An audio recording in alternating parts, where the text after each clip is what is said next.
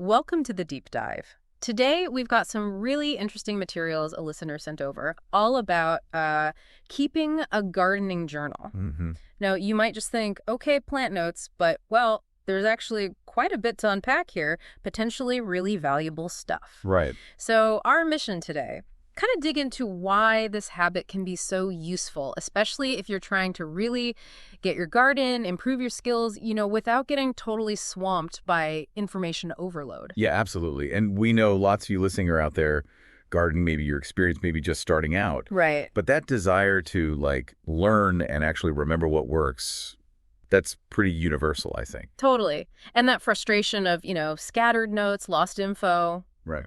we've all been there. Oh, yeah. Trying to find that scrap of paper from last spring. Exactly. So we've been looking at this in Stallion. They make these premium garden journals. They've got some interesting angles on how a dedicated notebook can really anchor your gardening practice. Yeah, they seem to have really thought about the practical side of things, how a journal can fix those common frustrations. So let's start with the basics. Why even bother with a gardening journal? Isn't it just notes? Well, it can be just notes, but ideally, it's much more. It's really a tool, you know, for tracking plant growth, soil conditions, watching seasonal patterns unfold. Okay, so tracking. Right. It helps you record what worked, what really didn't work, which means you can actually plan better next time. Makes sense. Develop better strategies over time. Exactly.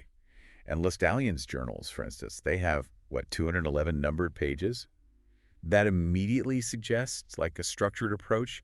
It encourages that kind of detailed tracking. For veggies, flowers, ornamentals, everything. Yeah, pretty much anything you're growing. It prompts you to be more organized than just random jottings. I remember a friend of mine actually, total scrap paper gardener initially, notes everywhere. And they could never remember which tomato variety absolutely killed it or when they had added compost, total confusion. Right. Then they finally got a proper journal and it was this total aha moment, oh, this is how you learn. That story really nails it.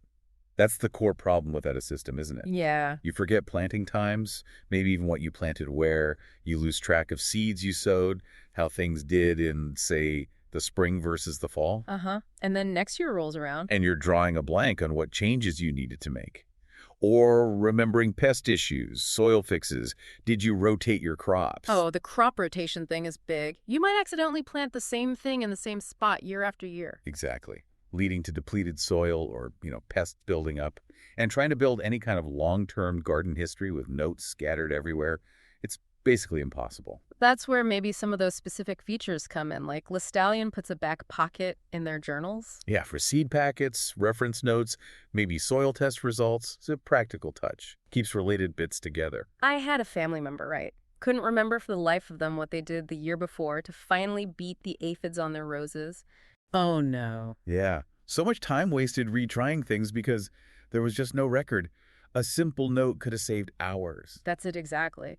So how does a proper notebook, like one from Stallion, actually solve these things? Well, the most obvious thing is it's one central place, right? For everything: soil, watering notes, pruning, fertilizer. It forces a kind of consistency, I suppose, makes the whole planting and tending process potentially more efficient. Yeah, and it lets you track success more precisely. Like, this plant thrived in this specific spot, or this fertilizer actually seemed to work better. Or how the weather really impacted things. Documenting pests and diseases as they happen, not trying to remember weeks later. And Lestallion's thought about the physical notebook, too. They use thicker paper, 120 GSM. Right, which is great because ink bleed through is so annoying. Tell me about it. I tried using just a regular notebook once for garden notes out in the damp, and my favorite pen bled right through when I was jotting down observations. Lost half my notes. Ugh, yeah. So that thicker paper means you can use different pens, maybe even markers, without worrying. It's a small thing, but it matters. And those numbered pages, again, helps keep it organized, easy to find stuff later. Definitely. And that ties into tracking growth over time, doesn't it? The numbered pages combined with Lestallien includes a table of contents, right? Yeah, they do, which seems super useful. It really is. It means you can categorize things maybe by plant type or by garden bed and then quickly find your notes from previous seasons. So you can really document the whole cycle: seed sowing, sprouting times, how how plants react to different weather over years. Exactly. That lets you refine your strategies. You start to really understand the rhythm of your own garden. You can anticipate growth patterns better for perennials, veggies, flowers. Make sure the soil is optimal before planting. I have a neighbor, actually, who's meticulous with her journal.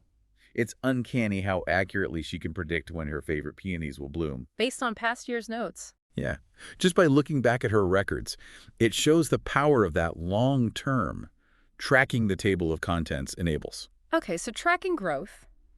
What about soil and pest management? That's huge too. Absolutely essential. And a journal is perfect for this. Hmm. Tracking soil pH tests, amendments you add, like compost or specific nutrients. Recording pest outbreaks, what you did, whether it worked. Right. Crop rotation plans, composting notes. It all builds that picture of your garden's health. And this is maybe where durability comes in again. Listallion uses, what is it, soft touch faux leather cover. Yeah, which suggests it's designed to handle being taken outside, maybe getting a bit damp or dirty. That's important. I remember ruining a flimsy notebook once by accidentally spilling water on it in the garden. Lost weeks of observations. Ouch. Yeah, so having something a bit more robust gives you peace of mind. And again, that back pocket is handy here too, maybe for soil test results or notes on pest remedies. So bring it all together. Why does every gardener kind of need a dedicated journal? It feels like more than just a nice to have. I think it really solves those core problems. Forgetting key details, losing track of dates, struggling to see patterns. And a journal like Listallion's, with its specific features, enables that detailed record keeping for all your gardening activities. Right, it helps you track those growth patterns to genuinely improve future crops. And honestly, it can be motivating too. How so? Well, looking back at past successes can be encouraging. And even reviewing failures helps you learn and not repeat them. It builds confidence. Yeah, that makes sense. So the numbered pages, table of contents, that thick 120 GSM paper, the durable cover, the pocket, it all adds up to a really practical tool. It really does seem like a well-thought-out solution for moving beyond just winging it in the garden. So to wrap up, the key takeaway seems to be that a dedicated gardening journal, especially one with thoughtful features like those in the Listallion ones we discussed, is just incredibly valuable. For sure. Doesn't matter if you're a beginner or have been gardening for decades, it helps organize information, lets you learn directly from your own experience, and ultimately makes the whole process more rewarding. It brings a kind of clarity, doesn't it? Transforms gardening from guesswork into, well, something more like informed cultivation. Exactly. It's a powerful tool for enhancing your whole gardening journey. So here's something to think about. If you started consistently documenting your garden, your efforts, your observations, what subtle patterns might you uncover in your own backyard ecosystem? hmm How could tracking things year after year change how you understand your soil, your plants, the pests, the weather? What connections might you make that you'd otherwise miss? It's definitely food for thought, maybe an invitation to start your own detailed garden record.